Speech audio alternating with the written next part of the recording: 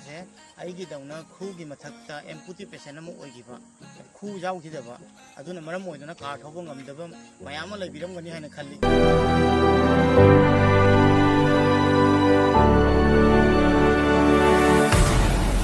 ꯁꯦꯝꯃꯅꯦ ꯑꯗꯨꯅ ꯅꯍꯥꯟꯒꯤ ꯚꯤꯗꯤꯑꯣꯗ ꯑꯩꯅ ꯁꯦꯝꯃꯝꯕ ꯑꯗꯨꯒ ꯃꯌꯥꯝꯅ ꯀꯣꯏꯁꯟ ꯍꯪꯕꯤꯔꯛꯎ ꯑꯗꯨ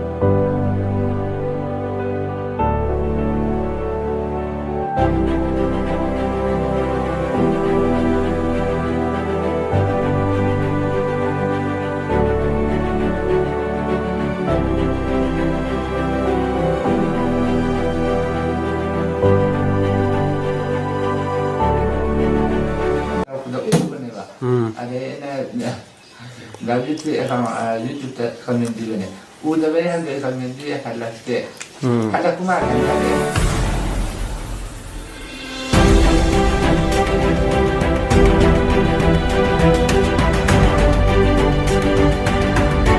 ꯑꯩ ꯒꯥꯔꯤ ꯃꯅꯥꯛꯇ ꯇꯣꯡꯒꯦ ꯍꯥꯏꯅ ꯇꯧꯕ ꯀꯥꯟꯁꯦ ꯑꯁꯤꯗꯩꯁꯤꯒ ꯀꯔꯝꯕ ꯁꯔꯛꯇꯩꯅꯣ ꯈꯪꯗꯦ ꯍꯦꯛꯇ ꯍꯥꯏꯗꯤ ꯁꯥꯒꯠꯄꯇꯧꯅ ꯇꯧꯋꯤ ꯍꯛꯆꯥꯡꯁꯦ ꯑꯂꯣꯏꯕꯤ ꯏꯁꯄꯤꯠ ꯑꯃꯗ ꯊꯣꯝꯃꯩꯗꯀꯣ ꯗꯪ ꯂꯥꯎꯔꯒ ꯍꯥꯏꯗꯤ ꯁꯤꯗꯩꯅꯀꯣ ꯄꯥꯏꯊꯣꯛꯄꯁꯦ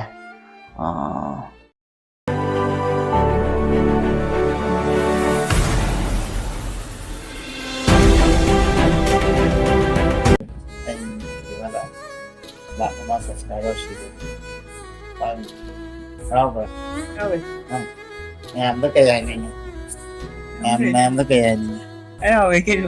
Berapa? Anh samain lah, kamu subscriber ni na, tahu kita kani kalam berapa? Kalami. Oh, mama se, nam, ayi mama se, ayi nama ni pura lah, kau mana bisa nambah, tu sinda na kut se dislocate, oile ini ada tak? Masih soldier je nanti oile ini, aduh, kalau apa dia ada. Sini juga fracture lagi है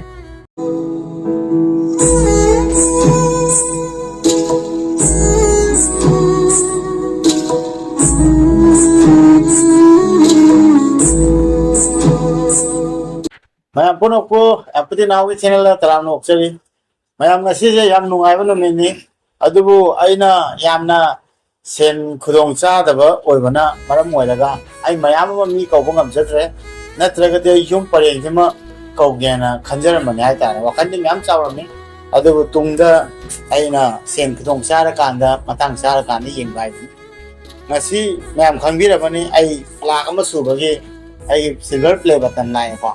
अदुगा आई cake सु कटकेना mama बाबा खoi लो यावेको सोमदा आई नुसेब मरब guitar four लैरे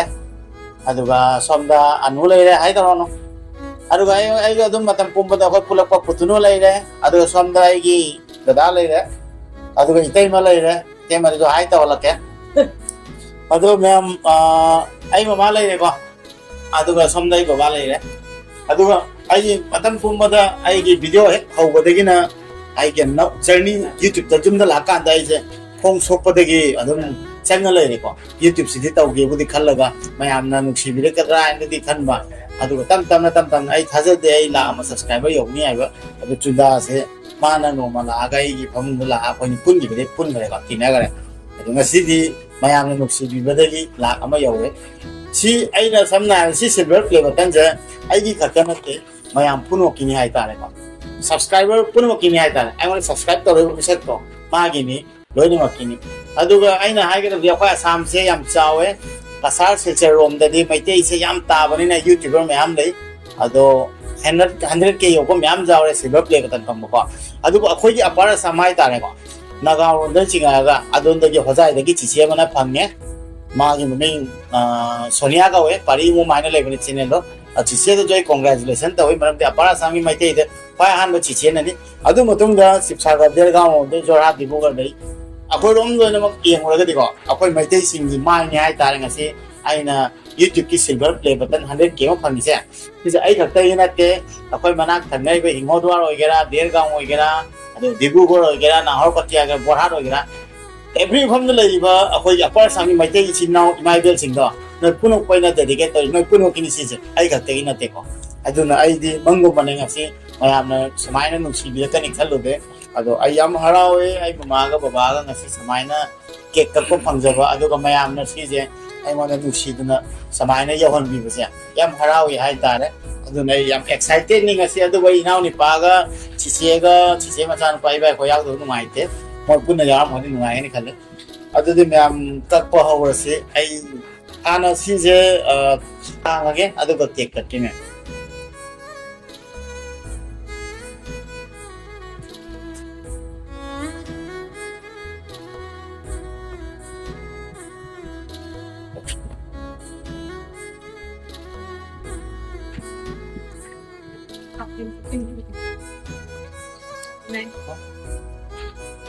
Tanghin jiro se bana chen thong no YouTube film de lai ko do you remember your first subscriber hai ko ai ha na subscriber je kana no masi ma de ni sing de ai ta re ko ai gi YouTube to ai ni ai khong phari ngai ne video ai na ama ga hapam mani na aduna ama ni thak lak ko ai YouTube to ye ngi di khalam ni pa han da khong phari ngai de gym de sana me video ma te ma ha aduga ja aduga akogi 1000 subscriber since you do and we know that you will definitely remember your 1 lakh subscriber hoi sima de ning singe la ma su baje akogi taksin ga ai gi san logo ro sina logo suresh ni aina tedi ana hai ba nangi min stage ga ni nang na last subscriber ne ko ado hoi sima part 1 tamaje thank you so much ani aduga sida lai ai gi silver play da to ado ngai am na sida lai jare kogi empathy now thanne ko for passing 1 lakh subscriber thank you so much yamara we asidi id puning se ai kam kan yo kani na khan de man YouTube to ba chinau sing loi mo na sige belu khangam gani ado ai di tasengna ai gi subscriber se yam nungsi na masana changbi da pangatani adun ai gi subscriber ga yam tang ya na khalle ado mama su ke yam ai la mama subscriber su ko pan rawa em nó cái này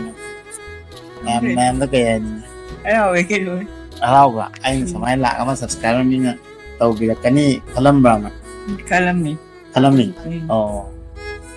mama se nam ai mama se ai na manipur la koi manam sa namba tu sin na khud se dislocate oi le ni hai ta mai si soldier ja nan tho le ni adu phalang ha padi ya de sidai ga fracture le hai aduna ma gi khud se hojik ani ma thabak to bu ngam de an yam wai hai ta re hojik mama gi si khud se mu sem doi ni doctor na hai na nong ni si chakhai bu se sem gi ge hidak thara ga adu phara ga mama gi khud se sem doi ni hai ta re ana na khalam ma ai am nuai le na lai ba kai sunati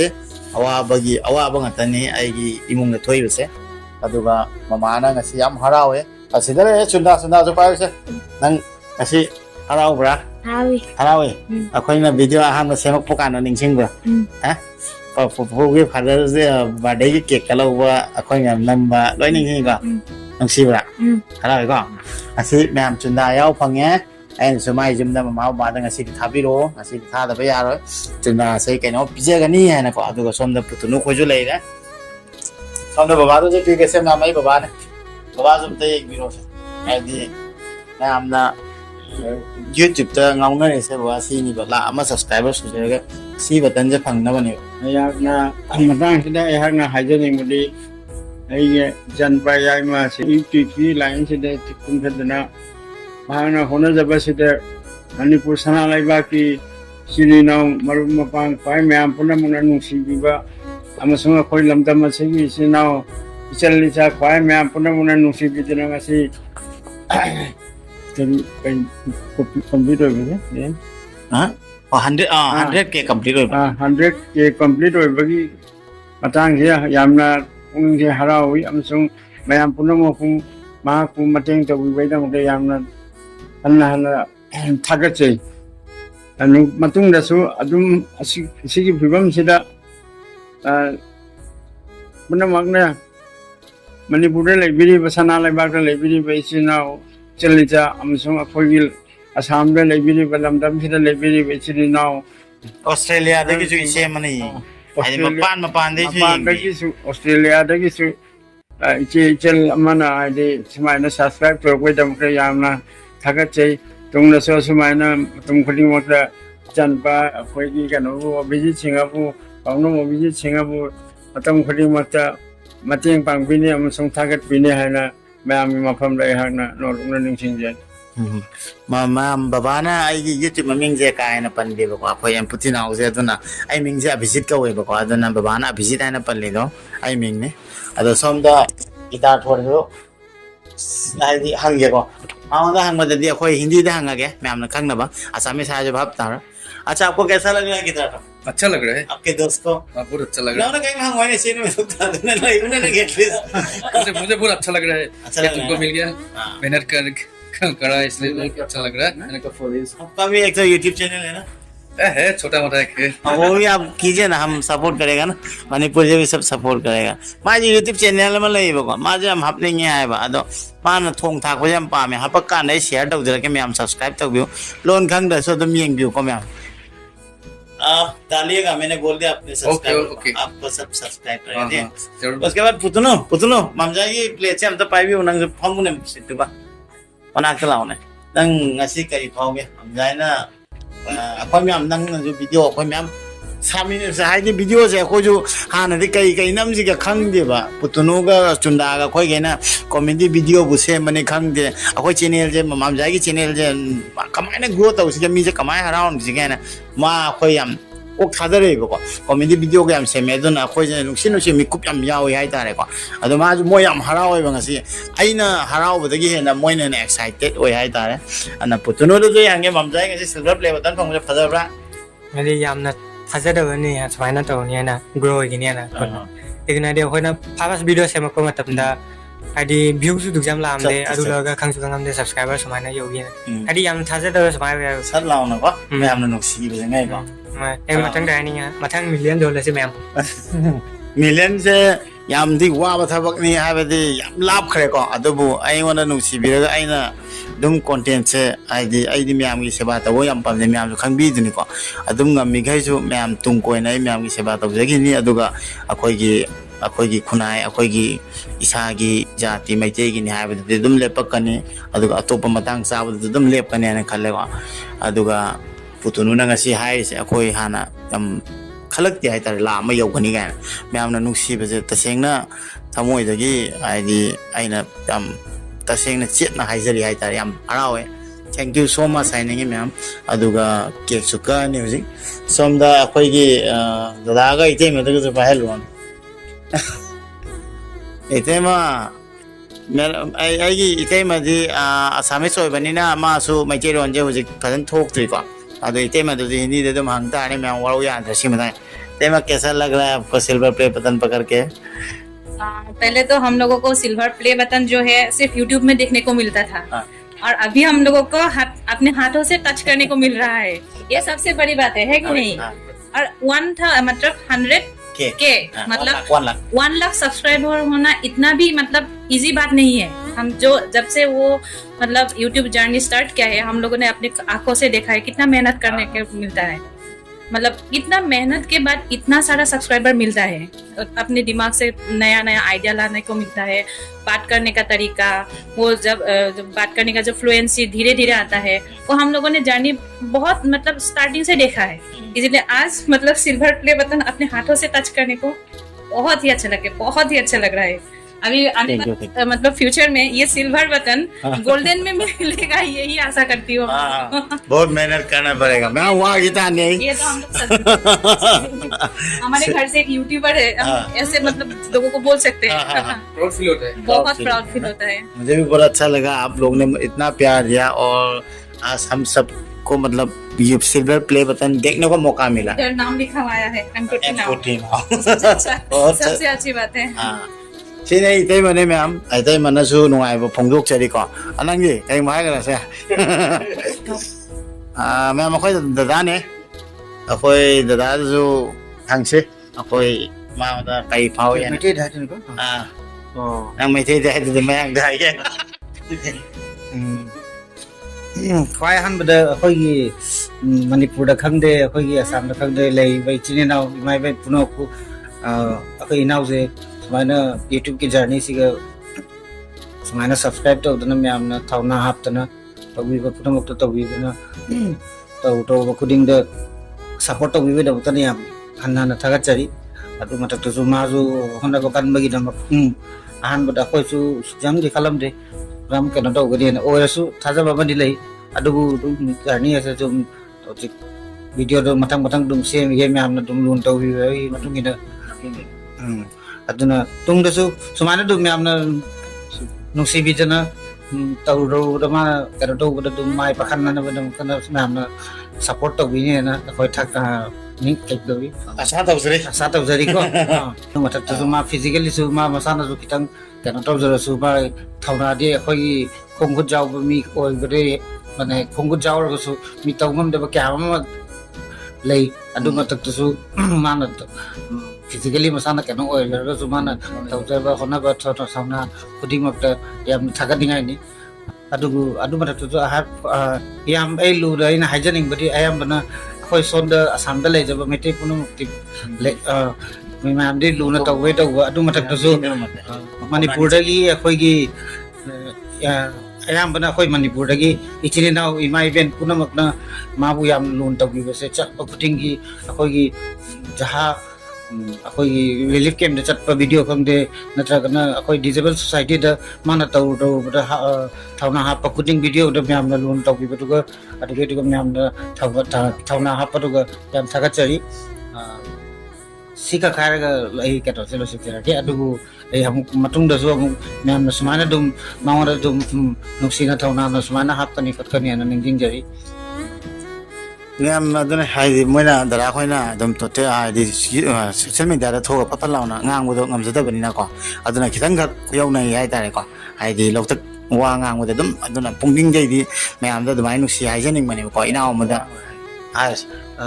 aduga ate bu wahai haidi ge ma ei now city video se bu khuding gi go video now na now de ma subscribe to kholu bi am da haida bani ko adu ai ma gi video sing je tu eng bada view di kharma video yam chali ko adu subscribe to da bu ko ma am da kana mo nuksi da taw kana mo da me am bu video eng adi dum subscribe bu taw silu da me am bu dum ningjing jari ni ko me am ki ko aina yam haigan da aina pa bana masana nuksi na sang birak prasin ಅದು ಕೈನ ನಂಗೆ ಕಪ್ಪಿದನ ಹರಾ Y ಕಪ್ಪಿವ ಕಪ್ಪಯ they ಕಾಯ್ದಿನ ಸಿದಿ ಅವು ಇತನೆ ಬಜಿ cake ಕಕ್ಕಿದೋಯ್ನಿ ನಾ ಬಾ ಸಮಾಯ್ನ ಬಾ ಬಾ cake ಕಾಜಿ ma'am ಅದು ಆಹಾನ್ ಬೈ ಸೌಕ್ ಸೆ ಮ್ಯಾಮ್ ದೇ ಲಗ್ತೋಯ್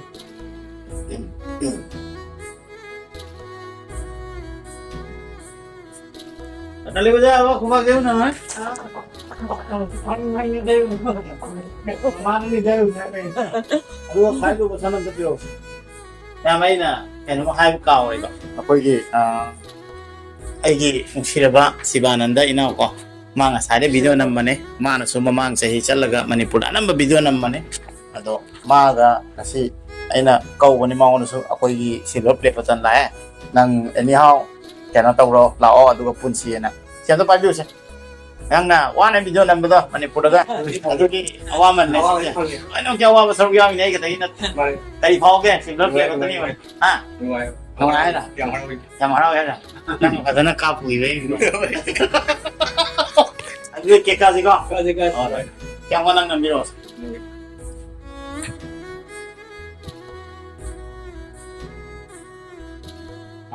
ꯍꯣꯏ ꯑꯍꯥꯟꯕꯩꯁꯦ ꯑꯩꯒꯤ ꯅꯨꯡꯁꯤꯔꯕ ꯁꯕꯁꯀ꯭ꯔꯥꯏꯕꯔ ꯃꯌꯥꯝ ꯄꯨꯝꯅꯃꯛꯄꯨ ꯑꯣꯏꯅ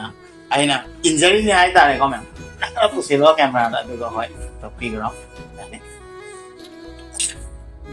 ꯕꯕꯥꯗ ꯍꯥꯟꯅ ꯏꯜꯂꯒꯦ sir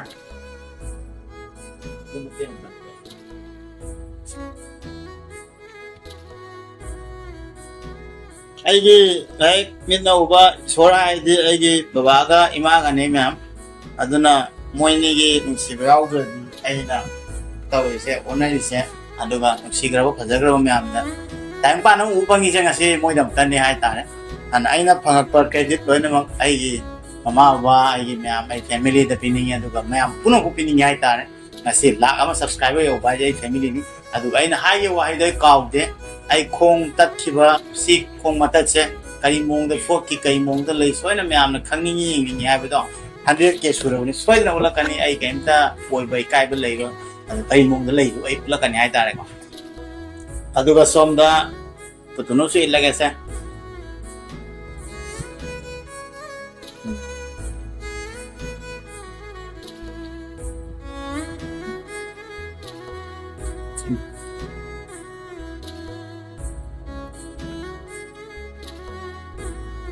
Thế mà đọc hay được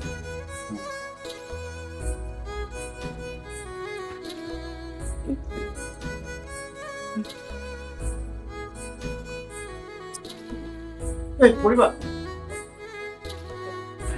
đúng này rồi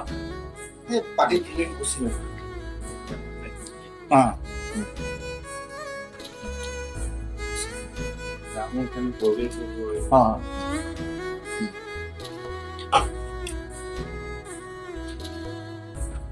Sẽ là cấp tiểu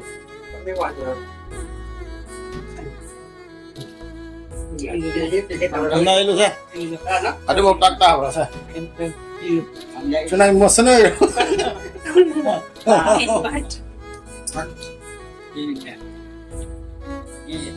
Ini jauh mama di kucing ngoài tapi ini kok bagai no sabi ke ba ada tuh problem mo ini kok parot na no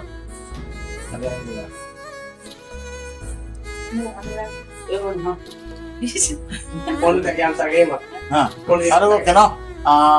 itu itu nom tuh pagi sih barang dok sangat lo mam tuh ini nói đâu có nói đâu mati yang Không có đâu. thank you ma'am yam nungsi samana nasi ille nungsi thana ma'am na sigi matang yo hamgi baja yam na nungsi aigi horopa aigi journey aina khaza de hai tare ko ingak ngak pa man hai tare aina phone khusi sa pangam magadi aise hap ke video aduga ai tawna leibe sinau sime thawna kha ta oini an aina hapu de tam na kona manipur cha kana dajin ko thengna ba daman radio da lei kan da dajin na so enu thopi rakwa vai dong nusi mi am support taw rakwa at le jar khanbi gi ko aduna loina ki awaman kaw ki hai tare aduga aina manipur cha kana zo ai gi sinau mi am na aduga ai gi lei ba ada family mi am punumak na hai tare ko kaching da leibe thawale loina mo na support taw na gai aina si yo ba ponte aduna Maite Manipur tari ba khangde Assam tari ba every form tari puno po ai subscriber ol puno puno si thank you so much signing ai ngasi si yo bagi aduni myam ngasi video le masi mata lo sinjarage aduga ai chunda bu tuno bu mo kaino pizza gani adu medium kongom de ngasa ai jagi tuni masagi video da thengna se to di myam ngasi 100K yo bu yam harawo video se mayam ga share tau ja bane mayam gi ni sidi ai di mami gi khatane mayam nu si video de karim tanatte asmai sum nu se bio aduga adum ai makhata na khona jage video dum hapsarake aina hapkadaba si matang da hapsi ge khala posing adu mayam na ju si gi matang sembiro hai de advice tau biro adu matang du sem hapsarakani na se gi de video lo sinjarage athang video dum thengna si yai frame mam ba chinda yai frame yai frame mama yai frame mama so mai so yai frame हाँ bye bye कोई दे हो ये तो bye bye दे हाँ Sonu Lord सब bye bye कर दे okay